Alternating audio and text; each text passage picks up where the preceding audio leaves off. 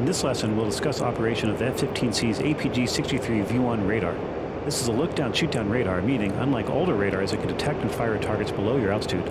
Also, it's capable of simultaneously detecting, tracking, and engaging dozens of targets. We'll first discuss the modes useful for beyond visual range, or BVR, target engagements. The mission is currently paused. Enable beyond visual range master mode by pressing 2.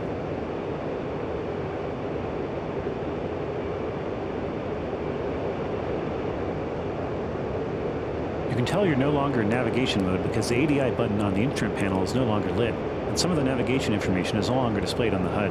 In the bottom left of your HUD, just above the G loading readout, is your current Mach number, your speed relative to the speed of sound. Next, turn on your radar by pressing I.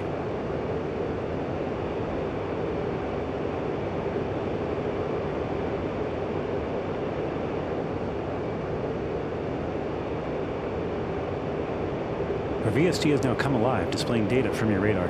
The VSD shows the radar picture as a view from above your aircraft. The number in the top right is the current range setting of the display in nautical miles. The grid lines are range and azimuth references. The area shown in the VSD represents a pie slice of space in front of the aircraft, but displayed stretched out to a square. The bottom line represents your position. This is illustrated in the first image of your mission briefing. Press left Alt B to bring it up. The spacing between each horizontal grid line represents 1/4 of the selected range, and the spacing between each vertical line represents 30 degrees in azimuth. That means that from left to right, the 5 vertical lines correspond to your 10, 11, 12, 1, and 2 o'clock. Press the spacebar to continue.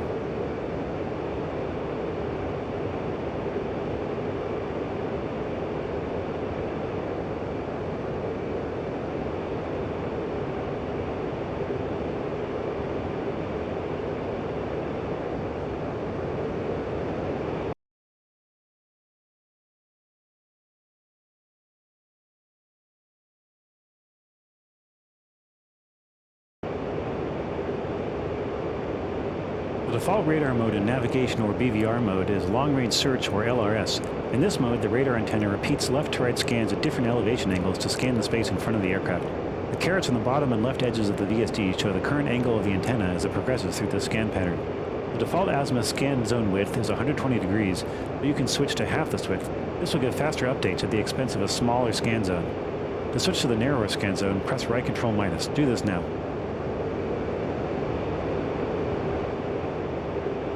A pair of small vertical lines in the middle of the VSD is the acquisition symbol. This is a cursor that you can move around to select targets. Try moving the cursor around by pressing the comma, period, slash, and semicolon keys. Notice that the scan zone moves with the acquisition symbol. The 2 circles on the bottom of the VSD indicate the edges of the scan zone. Next, return to the wide scan zone setting by pressing right Control equals. You can increase and decrease the display range setting by pressing minus and equals respectively. Change your range to 80 miles, then press the spacebar to continue.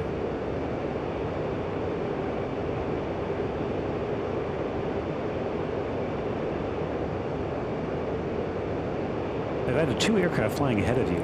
You should see them as a rectangle and a circle on your VSD. Circles indicate friendly contacts, and other contacts will be displayed as rectangles. Press the spacebar to continue. In the bottom left of the VSD, you will see the words high or med. This is the pulse repetition frequency, or PRF, of the radar at the moment.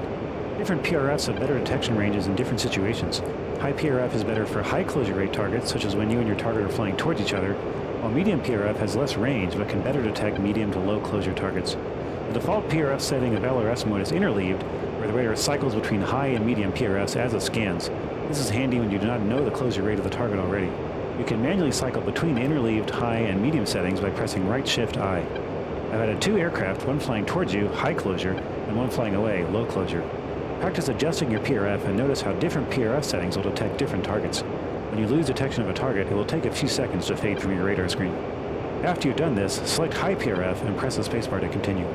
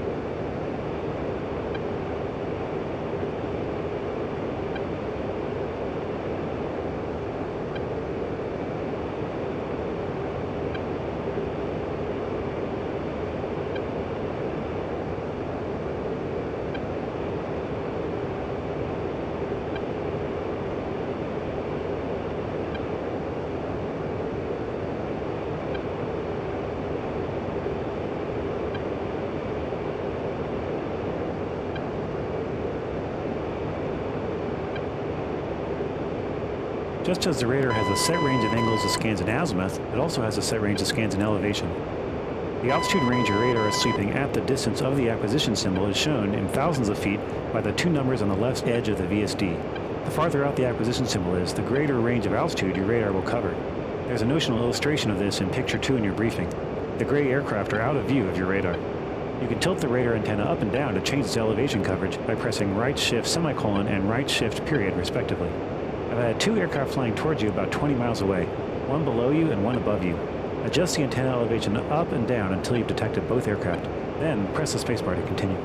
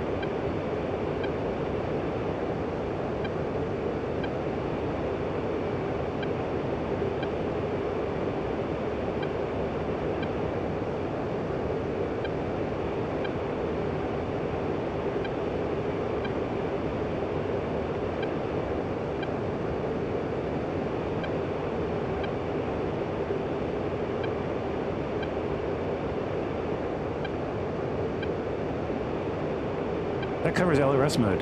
The next mode we'll talk about is single target track, or STT. This is the mode where you've locked a single target. To enter this mode, we'll first have to select a target and lock it. I've added an aircraft flying towards you at 20,000 feet altitude from about 25 miles away. Located on your VSD, move the acquisition symbol over it with the comma, period, slash, and semicolon keys, and then press enter to lock the target and enter STT mode. Press the spacebar once you've done this.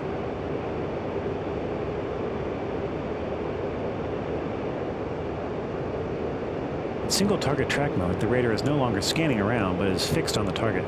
This means you will no longer see other contacts on your VSD. Also, because your radar beam is fixed on your target, their RWR will know that you are locked on them. In STT mode, you're able to determine much more information about your target. To start with, the icon for the contact now indicates its heading. At the top left of the VSD, you are now presented with, first, the target's true airspeed, second, target aspect angle, what side of the target is facing you, H means head, L is left, R is right, and T is tail, and third, the target's heading in degrees. The number on the left side of the VSD is the target's elevation. For example, 19-9 means 19,900 feet. The two numbers on the bottom right of the VSD are the bearing of the target in tens of degrees and the range to the target in nautical miles. The text on the bottom to the right of your ground speed is the type of aircraft you're targeting, in this case a C-130. If the target is too far away to tell, this will read UKN for unknown. The number on the right side of the VSD is the closure rate of your target in knots. Press the spacebar to continue.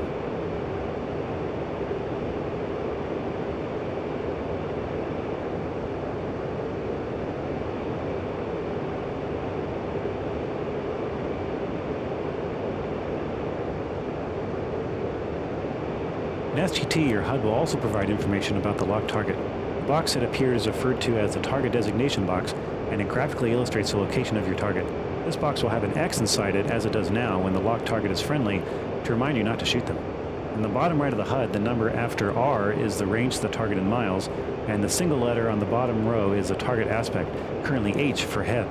Next, unlock the target and return to LRS mode by pressing Enter again. You're now detecting an aircraft that is using its ECM by detecting its jammer signals.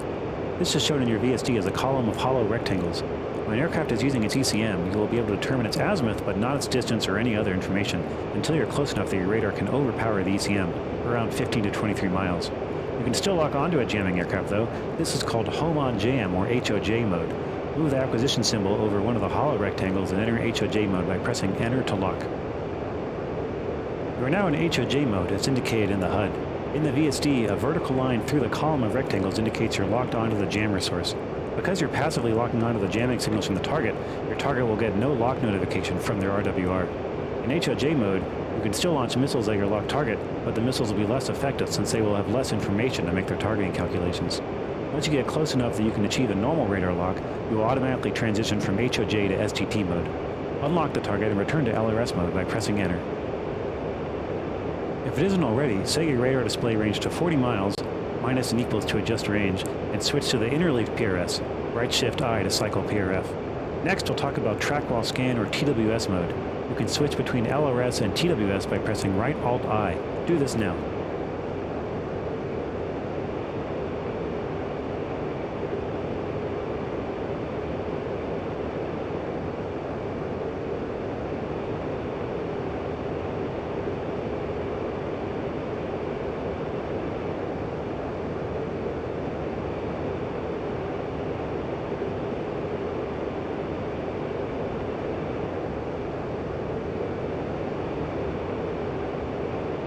In TWS mode, the radar will provide detailed target data on a contact while still being able to scan for other contacts. Each radar contact will indicate its azimuth as well as its altitude by the numbers shown above its icon in thousands of feet. The downside of TWS is that the radar can lose track of targets more easily than an LRS, particularly if the targets make evasive high-G maneuvers that quickly change their direction and speed. Also, the wider 120-degree azimuth range setting isn't available in TWS.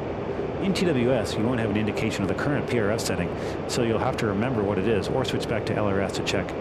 I've added 3 aircraft ahead of you around 15,000 feet altitude.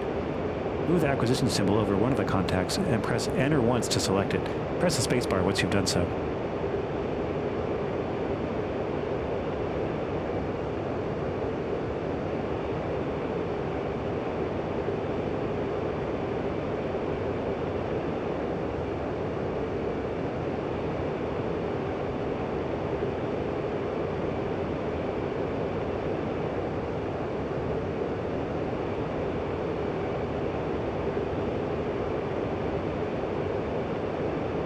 You have now designated a target as the primary designated target, or PDT.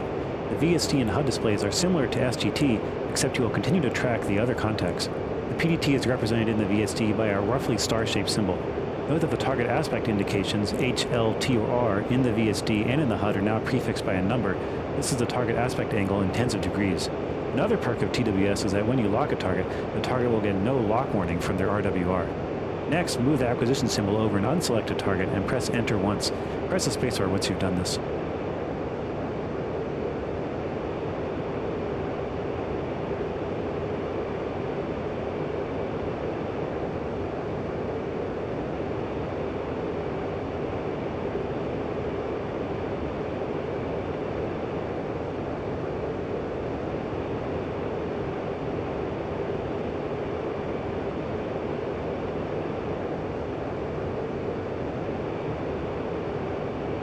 The symbol for the newly designated target has changed to a hollow rectangle.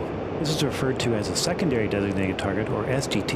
You can select multiple SGTs. The number 1 to the right of the SGT icon indicates that this is the first SGT. All of the target data, bearing range, altitude, etc., displayed in the VSD pertains to the PDT. If you fire multiple missiles, they will launch at the PDT, first SGT, second SGT, etc. in order. This will allow you to target multiple aircraft in advance, and once you're within missile range, fire missiles at all of them at once without having to stop and select the next target in between. You can deselect targets in TWS by pressing backspace.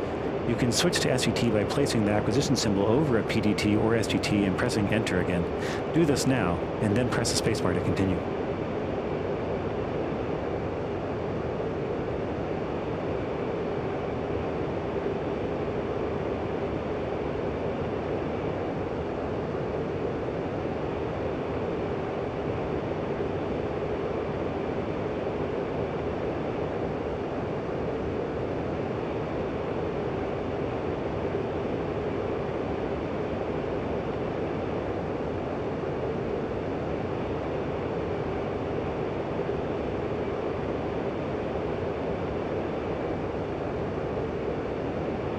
Return to navigation mode now by pressing 1. This completes the lesson on LRS, SGT, HOJ, and TWS radar modes. Press Escape to end the lesson now.